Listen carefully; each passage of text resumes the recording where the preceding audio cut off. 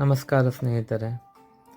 ಇತ್ತೀಚೆಗೆ ಕೆಲಸದ ಮೇಲೆ ನಮ್ಮ ಧಾರವಾಡ ಜಿಲ್ಲೆಯ ಹತ್ತಿರದಲ್ಲಿರುವ ಗರಗ್ ಗ್ರಾಮಕ್ಕೆ ಹೋದಾಗ ಬಿಡುವಿನ ವೇಳೆಯಲ್ಲಿ ಶ್ರೀ ಗುರು ಮಡಿವಾಳೇಶ್ವರರ ಕೃತುಗದ್ದುಗೆ ಅಂದರೆ ಶ್ರೀ ಗುರು ಮಡಿವಾಳೇಶ್ವರರ ಮಠಕ್ಕೆ ಭೇಟಿ ನೀಡಿ ಸ್ವಲ್ಪ ಸಮಯವನ್ನು ನಾವು ನಮ್ಮ ತಂಡದವರು ಕಳೆದೆವು.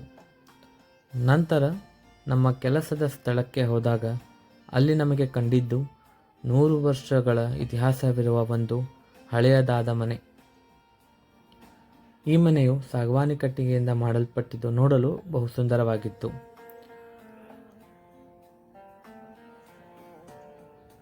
ಒಳಗೆ ಹೋಗುತ್ತಿದ್ದಂತೆ ದೊಡ್ಡದಾದ ಚೌಕಟ್ಟುಗಳು ಮತ್ತು ದಪ್ಪನೆಯ ಬಾಗಿಲುಗಳು ನೋಡಲು ಬಹಳ ಆಕರ್ಷಣೀಯವಾಗಿದ್ದವು. ಈ ಮನೆ ಹಳ್ಳಿಯ ಸೊಗಡಿನ ಪರಂಪರೆಯನ್ನು ತೋರಿಸುತ್ತಿತ್ತು. ಒಳಗೆ ಹೋಗುತ್ತಿದ್ದಂತೆ ಸಾಲು ಕಂಬಗಳ ಪಡಸಾಲೆ, ಬೆಳಕು ಮತ್ತು ಗಾಳಿ ಸಂಚರಿಸಲು ಮಾಡಿದ ಬೆಳಕಿನ ಕಿಂಡಿ ಹಳೆಯ ಕಲಾತ್ಮಕ ರಚನೆಯ ಒಂದು ಅಂಗವಾಗಿತ್ತು.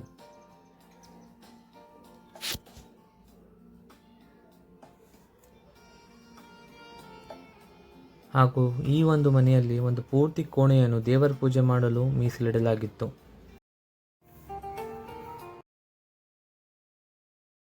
ಹಾಗೂ ಈ ಮನೆಯಲ್ಲಿ ಆಂಟಿಕ್ ಪೀಸ್ಗಳಂಥ ಹಳೆಯ ವಸ್ತುಗಳು ಹಾಗೂ ಕವಾಟಗಳು ನೋಡಲು ಬಹಳ ಚೆನ್ನಾಗಿತ್ತು.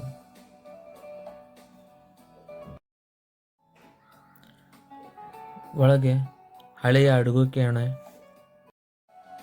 ಹಾಗೂ ಅಡುಗೆ ಮನೆಯಲ್ಲಿ ಬಳಸುತ್ತಿದ್ದ ವಸ್ತುಗಳು ನಮ್ಮ ಕಣ್ಣಿಗೆ ಕಂಡವು. ಹಳೆಯ ಕಾಲದ ಟ್ರಂಕ್ ಅಂದರೆ ಪೆಟ್ಟಿಗೆ, ಗಾಜಿನ ಕವಾಟಗಳು, ಕಬೋರ್ಡ್ಗಳು ಈಗಲೂ ಅಸ್ತಿತ್ವದಲ್ಲಿ ಇದ್ದವು. ಪಕ್ಕದಲ್ಲೇ ಒಂದು ಕತ್ತಲ ಕೋಣೆಯಲ್ಲಿ ಹಳೆಯ ಟೇಪ್ ರೆಕಾರ್ಡರ್ ಮೌನವಾಗಿ ನಿಂತಿತ್ತು.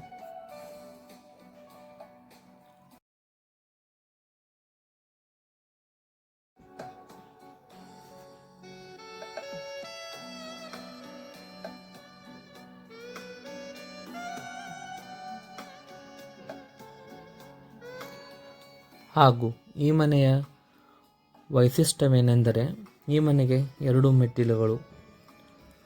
ಮೊದಲನೆಯ ಮೆಟ್ಟಿಲು ಬರೀ ಕೋಣೆಗಳಿಗೆ ಹೋಗಲು ದಾರಿಯಾದರೆ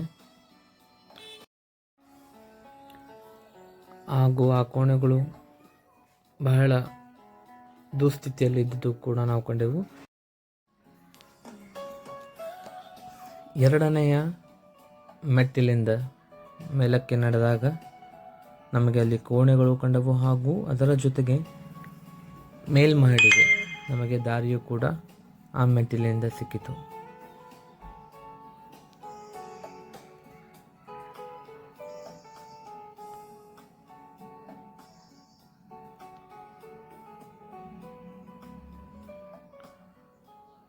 ಬಹಳ ವೈಶಿಷ್ಟ್ಯವಾದ ಮನೆಯಲ್ಲಿ ಇದು ಒಂದಾಗಿದ್ದು ಈ ಸುಡು ಬೇಸಿಗೆಯಲ್ಲೂ ಕೂಡ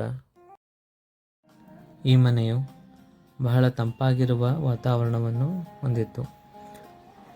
ಮೇಲ್ಮಹಡಿಗೆ ಹೋಗುತ್ತಿದ್ದಂತೆ ಪಕ್ಕದಲ್ಲಿ ಕೋಣೆಗಳು ಹಾಗೂ ಮಣ್ಣಿನ ಹಾಸಿಗೆ ಅಂದರೆ ಸ್ಲ್ಯಾಬ್ ಅಂತ ನಾವೇನಿವಾಗ ಕರೀತಾ ಇದ್ದೀವಿ ಅದು ನಮಗೆ ಕಂಡಿತು.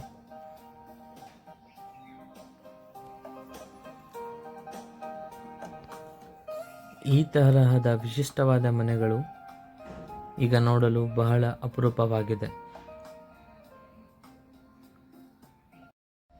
ಹಾಗೂ ಈ ಮನೆಯಲ್ಲಿ ವಾಸಿಸುವ ಜನರೊಂದಿಗೆ ನಾವು ಕೆಲವಷ್ಟು ಸಮಯವನ್ನು ಕಳೆದೆವು. ಅವರ ಜೊತೆ ಈ ಮನೆಯ ಒಂದು ಸಣ್ಣ ಇತಿಹಾಸವನ್ನು ಕೂಡ ತಿಳಿದುಕೊಂಡೆವು.